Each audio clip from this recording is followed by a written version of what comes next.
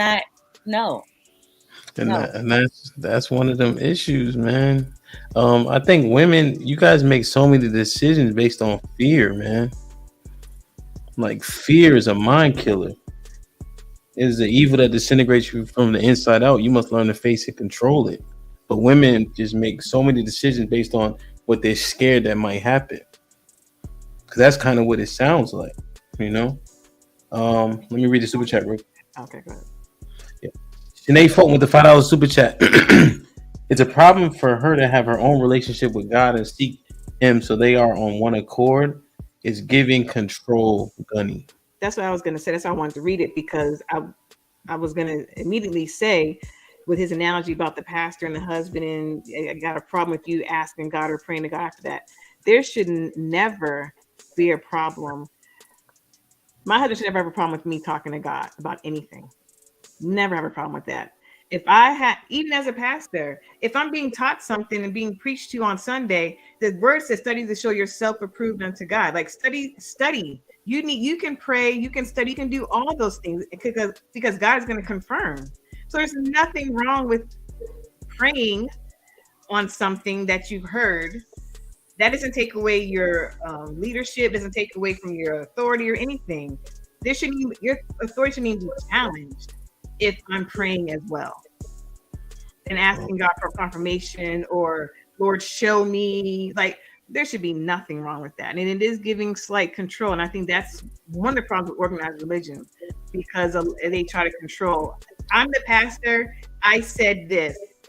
The word of God, I hear feedback. I'm not sure if you hear it too, but and I'm the pastor.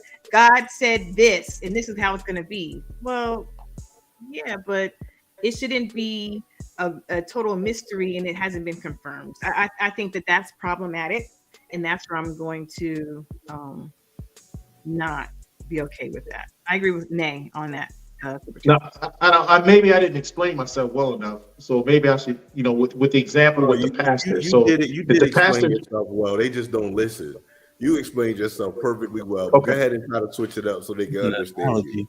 Yeah. If I'm a pastor and I'm giving word to the congregation, and a person in the congregation doesn't understand it, and they come to me for guidance, and I tell them to go and pray about it instead of sitting down with them and explaining to them further in depth about what I meant, that's a problem. Instead of saying, this is what I meant, that's better than saying, we'll go pray about it and come to your own conclusion. That's what I meant. Terrible. Yeah. And so yes. And so the analogy also with the husband, there's nothing wrong with explaining, because we will have questions. I mean, we're adult women. We're going to have questions.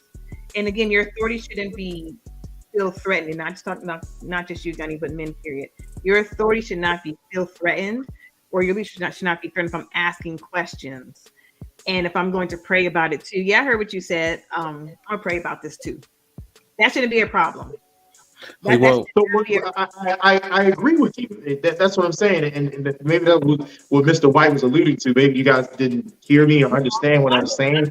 I'm adding clarity because there was one of them two on the side, the top right, was talking about asking and praying and it shouldn't have to and all this and that. I'm just providing clarity and a further talking point.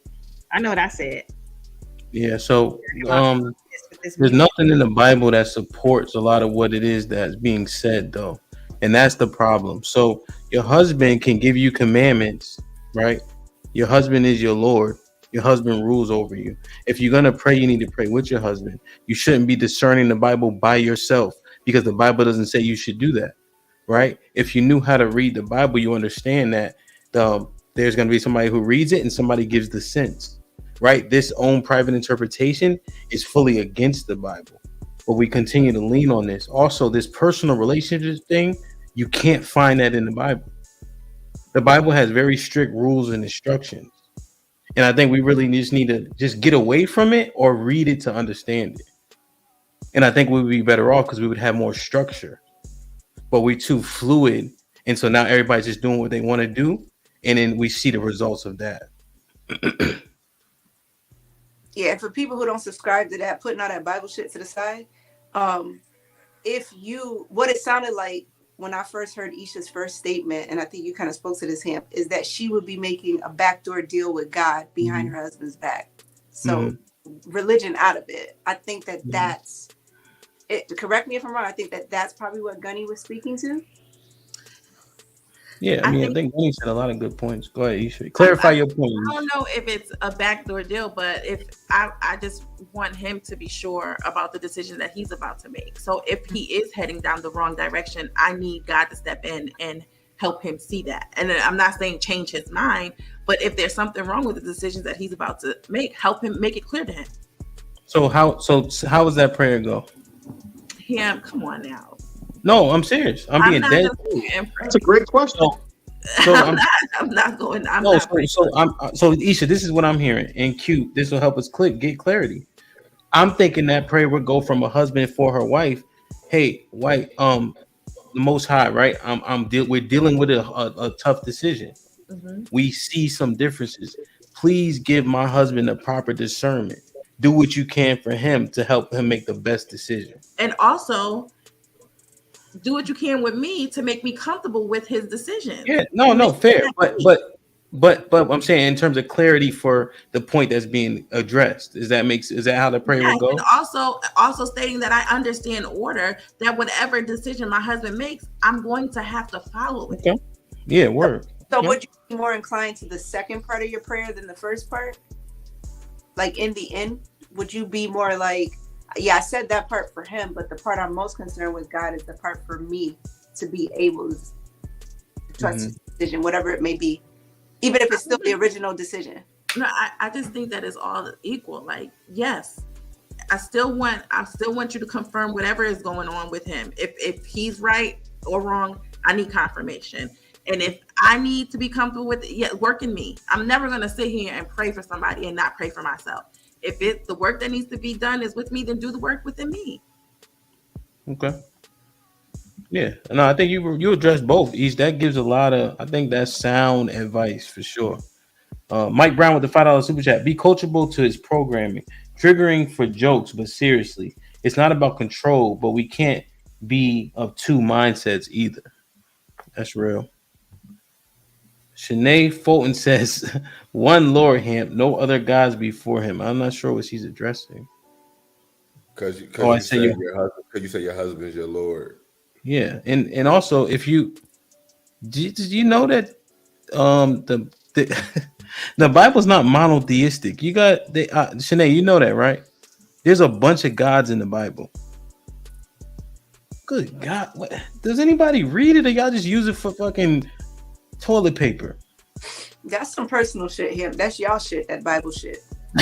No, Q, I ain't talking to you. You already told me. I'm clear. We clear. But like, there's so many gods. One of the first words in the Bible. Look at love, because she want to go to her pastor so he could teach her about some bullshit, but he go cheat on his wife. But when I start telling the truth, motherfuckers don't want to hear it. But whatever. You know what I mean? Like the word Elohim is God's plural, literally. We know this. Elohim. You don't know. You remember last time you tried to jump out there and act like you knew something?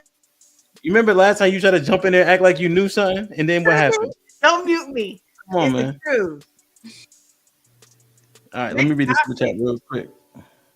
We having fun. Isha just gave some real good game while y'all fronting. Oh, for once, Omega Green with the $5 super chat. Ephesians 5:24. Now, as the church submits to Christ, so also wives should submit their husbands in everything. Word is bomb. This been a good ass chat. Gunny, Isha, Alice was on the hot seat. Like I said, you a third round pick. You ain't a first round pick, so that's actually good. Fourth to third. Okay. Thank you. Word, man. Like, share, subscribe, tell a friend to tell a friend. Hit that like button right now if you can.